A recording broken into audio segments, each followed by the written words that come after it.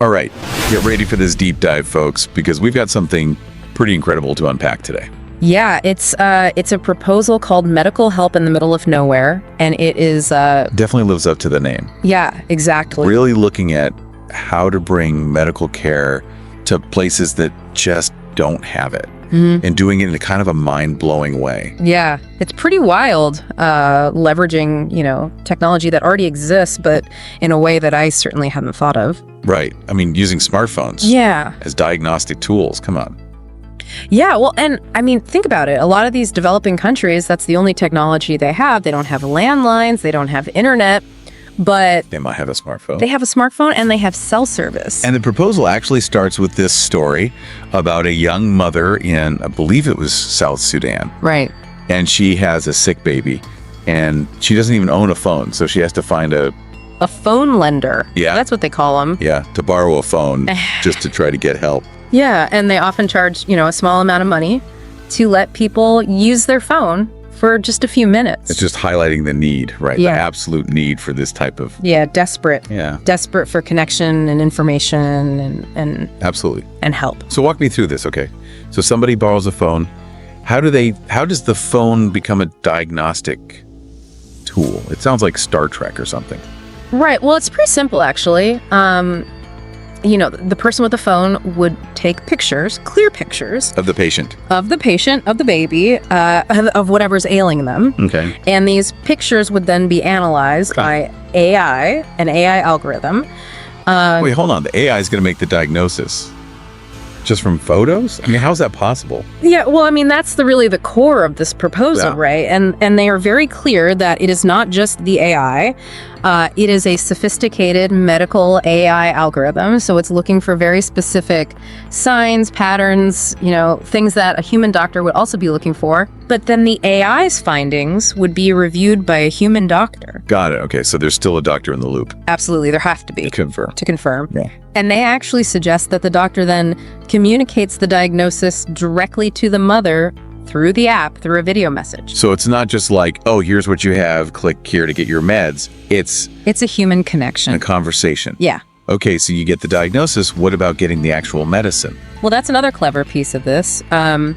They suggest setting up these pre-packaged mini packs with all the medications you might need for common illnesses. And these mini packs would be stored in secure lockers, almost like a vending machine. Oh, in the village? Yes, in the village. So they're easily accessible. So once the diagnosis is confirmed, the doctor would send a code, a unique code. To unlock the locker. To unlock the locker that contains the right meaty pack. So you've got the whole system, diagnosis, you've got the consult with the doctor, and then you've got the dispensing of the medication. All through the smartphone. This could be huge. Yeah, it's potentially revolutionary. It really could. Yeah. But who's going to pay for all of this? Well, this is where it gets even more interesting. They suggest a global subscription model. What does that even mean? So people in developed countries could pay a fee to use the same AI analysis service for their own health concerns. Like, let's say you have a rash, you're not sure what it is. Snap a picture. Send it through. Get a preliminary assessment. So it's like peace of mind, before you even go to the doctor. Exactly. I love that. So you're using, what people in developed countries, they want the latest and greatest. So you're using that to subsidize care for people who don't have it. Right. It's very clever. That's a win-win. All right. But I'm guessing putting all this together, it's got to be expensive. Well, it's surprisingly not as much as you might think. The proposal is asking for $250,000. To do all of this. Yeah, to build the app, to establish the database, get the servers, partner with a leading medical AI provider. That's it. Yeah, that's the initial. That's a drop in the bucket compared to what this could achieve. I know, it's pretty remarkable. And it sounds like they've really thought this through. They have. The proposal is very detailed and well organized. You can tell they've put a lot of thought into it. And they seem pretty committed too, right? Oh, absolutely. In the proposal, they actually express a desire to be part of the team, not just, an investor sitting back. Wow, that's impressive. Yeah, they want to be involved in the day-to-day, making this a reality. It's a mission for them. It is. It's not just about the bottom line. Yeah, and they also emphasize the need to collaborate, to recruit, passionate doctors who, share their vision. And work with the local communities. Yeah, absolutely, to make sure it's a system that works for them.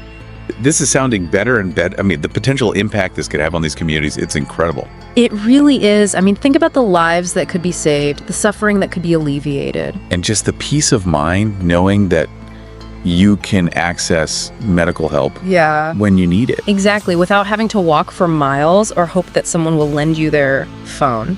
This could be a game changer. It really could. Yeah. And I think it's just the beginning. There's so much more we can explore here. We are just getting started, folks. We're going to take a quick break, and then we'll be back to dive even deeper into this groundbreaking proposal. So we really just scratched the surface of this proposal in the first part, and there's so much more to uncover. Oh, yeah, we did. This thing goes deep. And it's not just about, taking pictures and getting a diagnosis. It's really about creating a whole system that empowers people.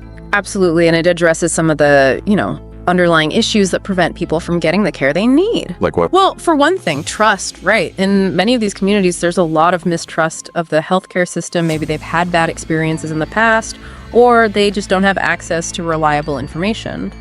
So how does this proposal address that? By building in those human touch points, like the doctor's video message.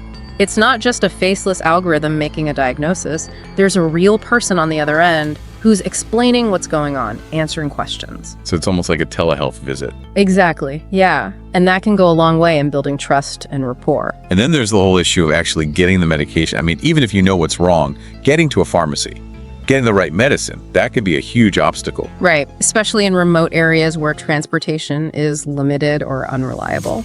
So having those meaty packs right there in the village, that's a game changer. It is. It takes away that barrier. It makes healthcare accessible. And I'm curious, that we've talked a lot about the benefits for the patients, but what about the healthcare system as a whole?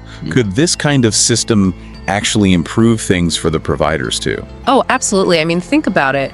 If doctors can consult with and diagnose patients remotely, that frees up their time to focus on the more complex cases that require in-person attention. So it's almost like a triage system. Right, yeah. It allows them to prioritize their resources to see the patients who really need to be seen in person. And that could have a ripple effect throughout the entire system, right? Yeah, it could reduce wait times, improve efficiency, potentially even lower costs. So this is not just about treating individual patients, it's about transforming the way we deliver healthcare on a global scale. And that's what makes this proposal so exciting. It's not just a Band-Aid solution, it's a fundamental shift in our approach to healthcare. It's a vision of a future where healthcare is a right, not a privilege. Exactly, where everyone has access to quality care regardless of where they live. And let's not forget about the potential economic benefits, creating jobs, supporting local businesses. Right, it's about empowering people not just medically, but also economically, giving them the tools they need to thrive. Okay, so let's talk about the person behind all of this. What did you think when you read the proposal? What struck you about them? Well, first of all, their humility. They're not trying to present themselves as some kind of savior. They're just saying, hey, I have an idea. I think this could work. Let's make it happen together. And their willingness to be a part of the team, not just a distant investor, that's pretty remarkable. It is. It shows a real commitment, a passion for making a difference. And they're not afraid to admit that they don't have all the answers. They're open to collaboration, to working with experts and local communities to get it right. Yeah, that's a sign of a true leader, someone who understands that real change requires a collective effort. So what do you think? Is this something that could actually work? I think it has the potential to be truly transformative, but it's going to take a lot of hard work, dedication, and collaboration. And of course, funding.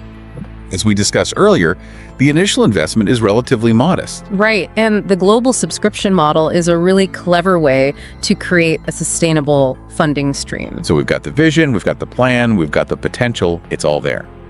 And now it's time to turn that potential into reality. And that's where we come in, right? Yeah. I mean, we have to get the word out. We have to find the people who can make this happen. Absolutely. We need to connect the dots to bring together the investors, the doctors, the technologists, the community leaders who can turn this vision into a reality. This deep dive has been incredibly illuminating and inspiring, and I'm excited to see where this goes next. Me too. I think we're on the verge of something truly groundbreaking. So stay tuned, folks, because we're about to dive even deeper into the heart of this proposal and explore what it would take to make this dream a reality. So as we wrap up this deep dive, I've got to say, this proposal, it really has me thinking differently about healthcare. Yeah, me too. I mean, it's not every day you come across an idea that's so simple, yet so potentially transformative. Right. And what I love is that it's not just about throwing technology at a problem. It's really about understanding the needs of these communities. Absolutely. It's about meeting people where they are and leveraging the resources that are already available. Like smartphones. Exactly. I mean, they're practically ubiquitous, even in the most remote parts of the world. And it's not just about providing medical care.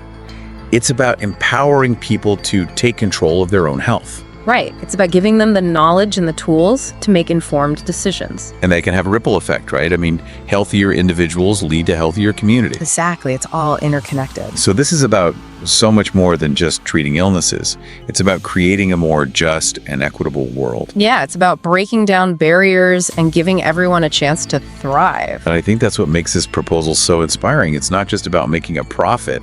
It's about making a difference. It's about using innovation to solve real-world problems and create a better future for everyone. And it's achievable. It is. I mean, the technology is there, the passion is there, the need is definitely there. It's just a matter of putting all the pieces together. And that's where we as a community come in. We have to spread the word. We have to support the people who are working to make this a reality. We have to be the change we want to see in the world. And that change starts with awareness, with education, with understanding. So if you're listening to this and you're feeling inspired, I urge you to do something today. Take action no matter how small it may seem. Every little bit helps. Share this deep dive with your friends. Donate to the cause. Volunteer your time.